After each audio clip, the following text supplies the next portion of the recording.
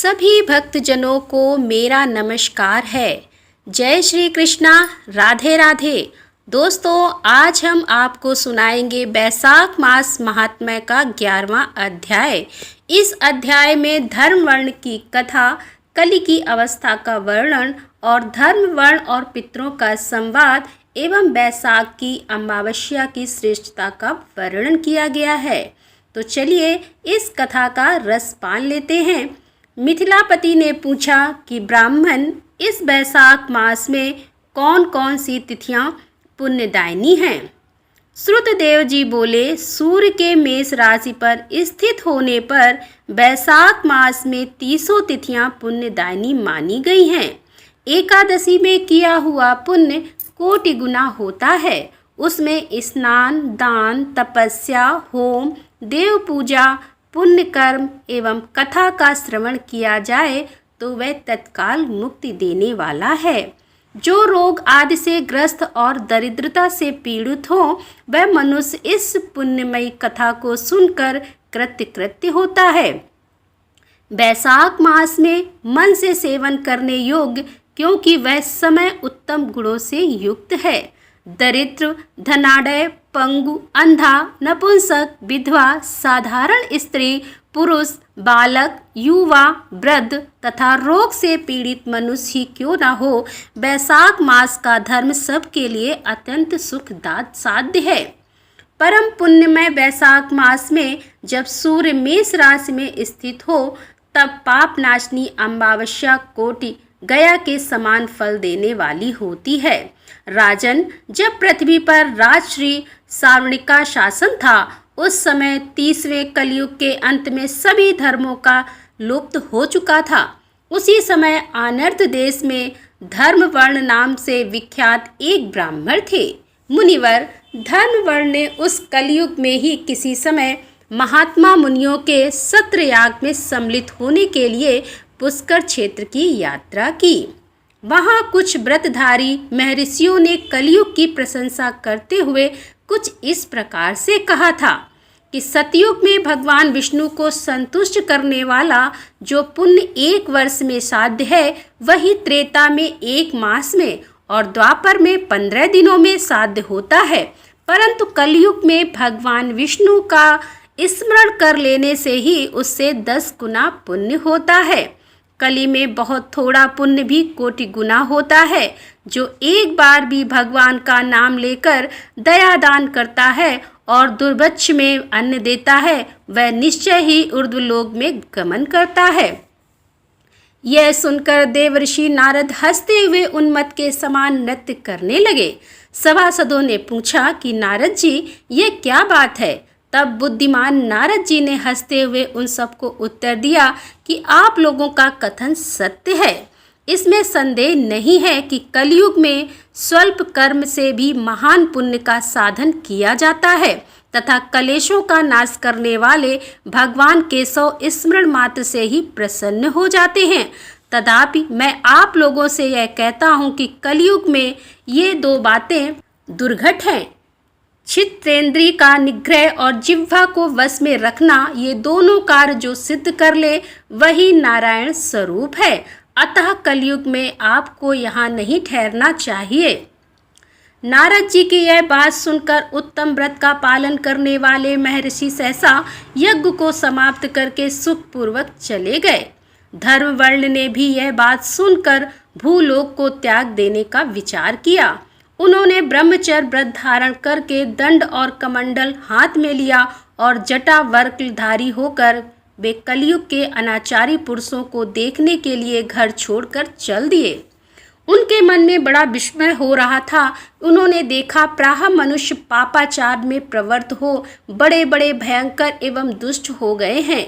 ब्राह्मण पाखंडी हो चले हैं, शूद्र संन्यास धारण करते हैं, पत्नी अपने पति से द्वेष रखती है, शिष्य गुरु से बैर करता है और सेवक स्वामी और पुत्र पिता के घात में लगा हुआ है।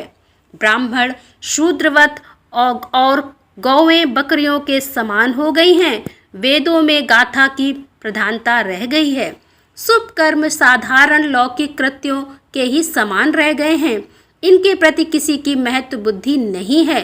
भूत प्रेत और पिशाच आदि की उपासना चल पड़ी है। सब लोग मैथुन में आसक्त हैं और उसके लिए अपने प्राण भी खो बैठते हैं।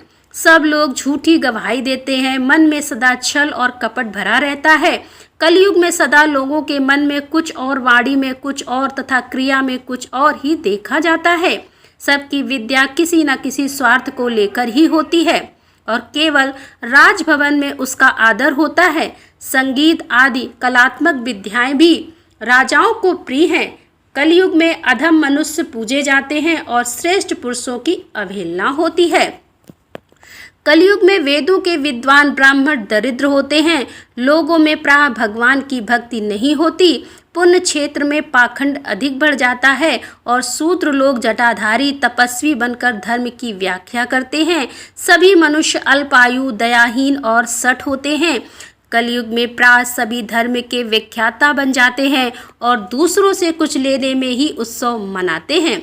अपनी पूजा कराना चाहते हैं और व्यर्थ ही दूसरों की निंदा करते हैं।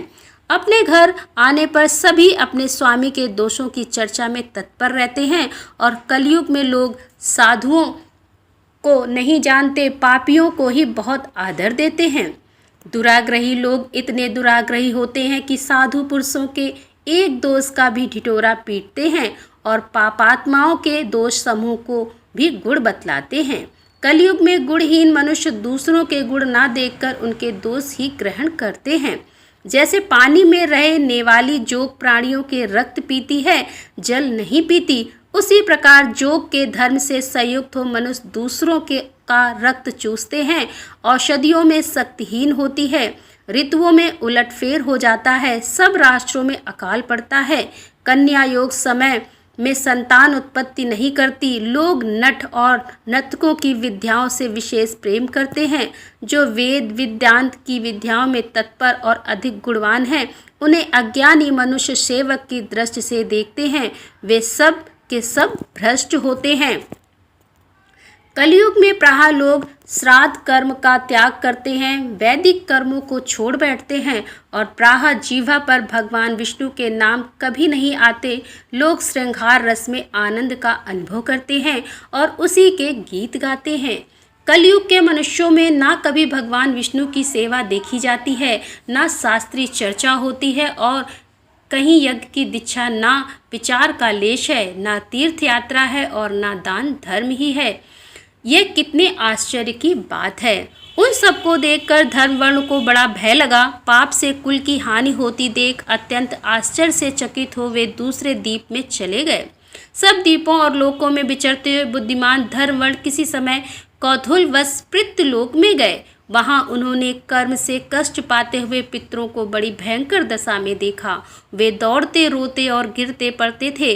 उन्होंने अपने पितरों को भी नीचे अंधकृप में पड़े हुए देखा।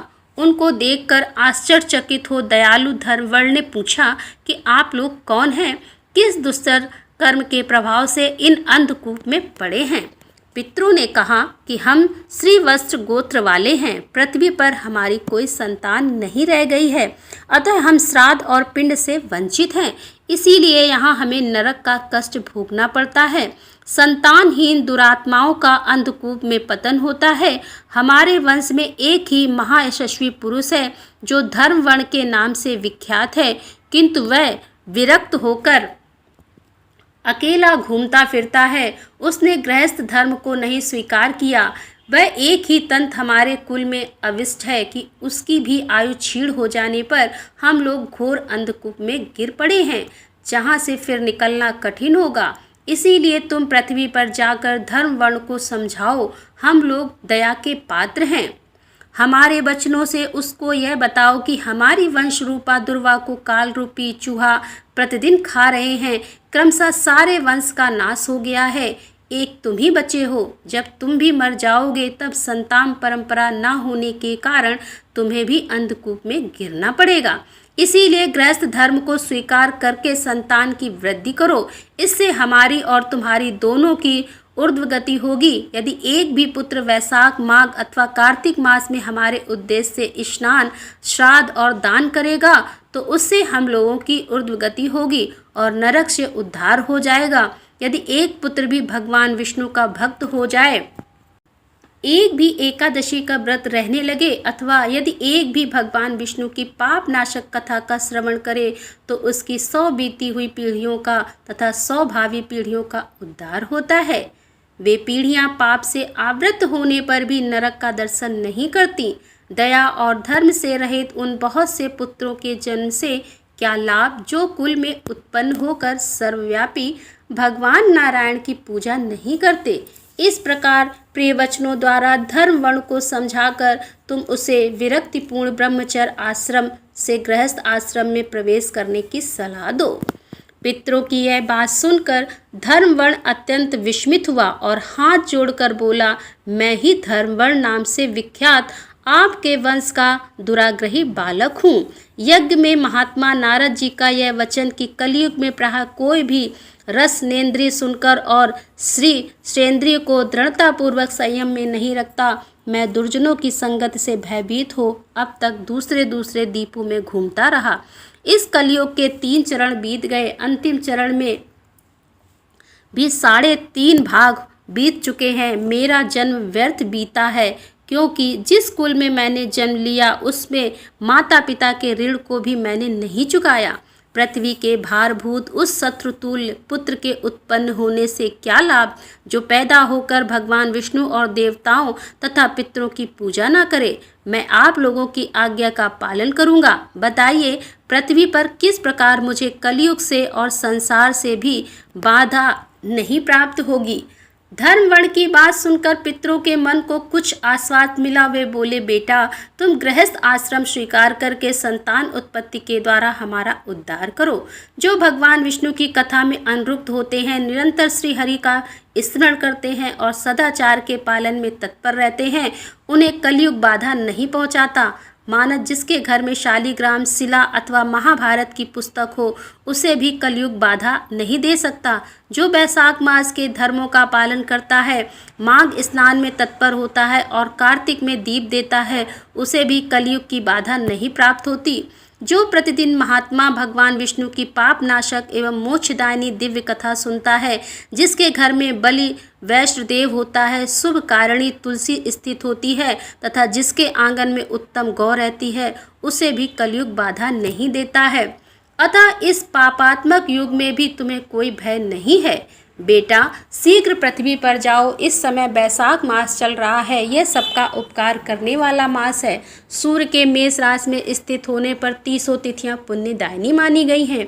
एक एक तिथि में किया हुआ पुण्य कोटि कोटि गुना अधिक होता है। उनमें से भी जो बैसाख की अमावस्या तिथि है वह मनुष्यों को मोक्ष देने वाली है।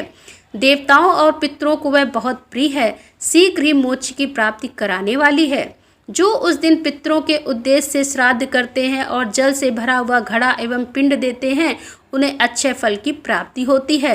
अतः महामते तुम शीघ्र जाओ और जब अमावस्या हो तब तुम कुंभ सहित श्राद्ध एवं पिंडदान करो। सबका उपकार करने के लिए गृहस्थ धर्म का आश्रय लो।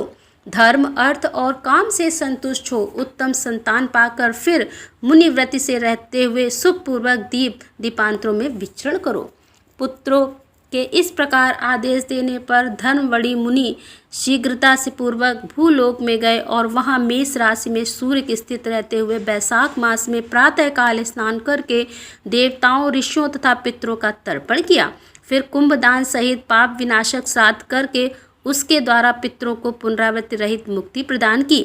तत्पश्चात उन्होंने स्वयं विवाह करके उत्तम संतान को जन्म दिया और लोक में उस पापनाशनी अमावस्या तिथि को प्रसिद्ध किया।